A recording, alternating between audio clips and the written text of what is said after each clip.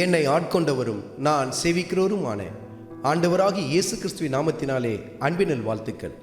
கிறிஸ்து இயேசுவுக்குள் மிகவும் பிரியமான அன்பு சகோதர சகோதரிகளே, கர்த்தருடைய வார்த்தையில் இசையை குறித்து, மிக குறிப்பாக ஆராதனை வேளையில் இசைக்கப்படுகிற இசை கருவிகளை பற்றி, அது எப்படி இசைக்கப்பட வேண்டும் என்பதை குறித்து கர்த்தருடைய ஆவியானவர் எப்படி எழுதி வைத்திருக்கிறார் பாருங்கள்.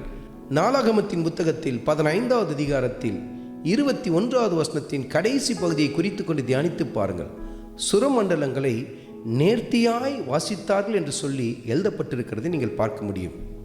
நேர்த்தியாக வாசித்தாங்க அப்படின்னு சொன்னால் உடனே நம்ம நினச்சிடக்கூடாது, ரொம்ப பயங்கரமாக அந்த இசையில் நுணுக்கமாக வாசித்தாங்க, அந்த பிச்சு செதறாமல் வாசித்தாங்க, காடு மாறாமல் வாசித்தாங்க அப்படின்னு சொல்லி நினைத்து கொள்ளக்கூடாது.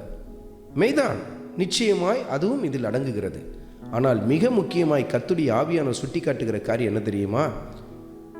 மிக குறிப்பாக சபையில் இசை வாசிக்கிற அருமையான மகனே, அருமையான மகள்களே, இதை சற்று நிதானமாய் கவனித்து பாருங்கள்.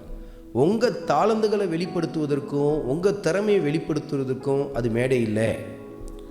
தேவ ஜனங்கள் கர்த்தரை ஆராதிக்கத்தக்கதாய் அந்த இடத்துல உங்கள் இசையானது நேர்த்தியாய் அமைய வேண்டுமே தவிர, உன்னை விட நான் ரொம்ப நல்லா வாசிப்பேன் பாரு, உன்னை விட நான் ரொம்ப சிறந்த இசை வாசிக்கிற ஒரு மனுஷி என்று சொல்லி காட்டுகிற ஒரு இடம் இல்லை பாருங்கள். நேர்த்தியாக வாசிங்க. ஆனால் இன்றைக்கு பல சபைகளில் நம்ம எதை பார்க்க முடியும்? சில பேர் இசை வாசிக்கிறவர்கள் மிக தாறுமாறாய் வாசிப்பார்கள். தாறுமாறாய் வாசிப்பாங்கன்னு சொன்னால் ரொம்ப நுணுக்கமாக தான் இருக்கும். ஆனால் அதில் எந்தவித அபிஷேகத்தை நம்ம பார்க்க முடியாது. ஏன்னா அவங்க தங்களை முன்னிலைப்படுத்துவதில் தான் பிரதான குறிக்கோளாய் கொண்டு வாசித்து கொண்டு இருப்பாங்க பாருங்கள்.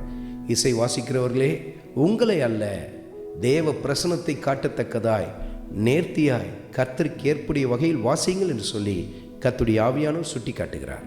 ஆண்டவராகிய இயேசு கிறிஸ்துவின் கிருபை உங்கள் அனைவரோடும் கூட இருப்பதாக. ஆமென்.